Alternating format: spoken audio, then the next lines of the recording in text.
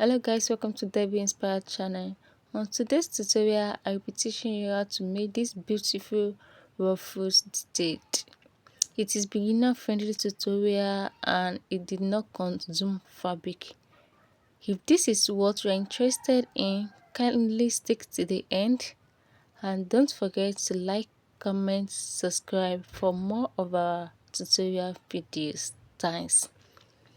Yeah, we dash into the materials I make use of. The plain is leftover plain material.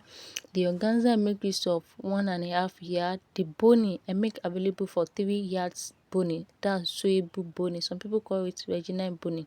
And the hard stay, some people call it collar stay. I've already cut out my hard stay measurements out. I make use of 4 by I think 28 inches. The length is 4 and the width is 4, while the length is around 28 like that.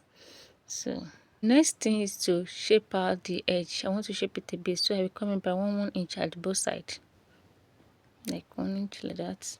So and I will make it on a straight slanting line because I want that both edge to be a bit slanted. So that's what I'm doing there, and I will cut it out.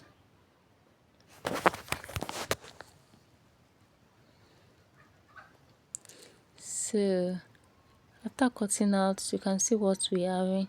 The next thing now is to place our sewable bony on it and stitch it on it, sew it on it straight on a straight line, depending on how many bony you want to sew on your hard stay. But mine, just see the way I place it. That's just what I will go and do on my sewing machine. I will sew it like that on it, like I sew my own like 3 times on my hard stay. So this is the outcome after I sew it. See the front and the back, see how it looks. So that's after sewing it, we now place it on our plain material. We fold the material into 2 because we'll be needing for the front and the one we are going to use to turn it to the other side. So yeah, I'm trying to secure a perfect place for what I need, the material I need. So you can see the way we place exactly, and leave your sewing allowance when we are cutting it. Leave your sewing allowance, because sewing on your bony will, if you sew on your bony, it will be a bit difficult for you if you want to turn it over. So that's why you have to leave your sewing allowance.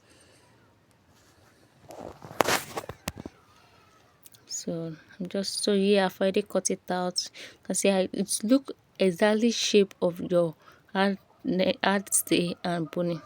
So the next thing is to go and sew it both side and turn it over. I will do that off camera. I will sew the both side like that, just the way I'm doing, and I will give it a good ironing. So here is what I have. I've already sewn it and I've turned it over. So after that, the next thing is to bring out our organza, and I want to take the full measurement of the organza now. I said I have 1.5 yard of organza, and I want to measure the length of the organza. I'm having like 59 on this organza length. So I now fold it into 4. The part of 59, I fold it into 4, and I mark like 13.5 inches for it. I cut like 3.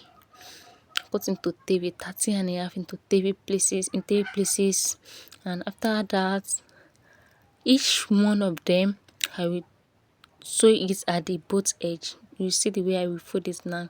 Just the way I fold this like this, I will go and sew it, all of them, both the 3 pieces. I will sew it down like that. So here it is after I sew the 3 pieces together. You can see how it looks. The next thing is to do to give it a gathers. Give each gathers. I will gather each of them. So this is after I gathered them.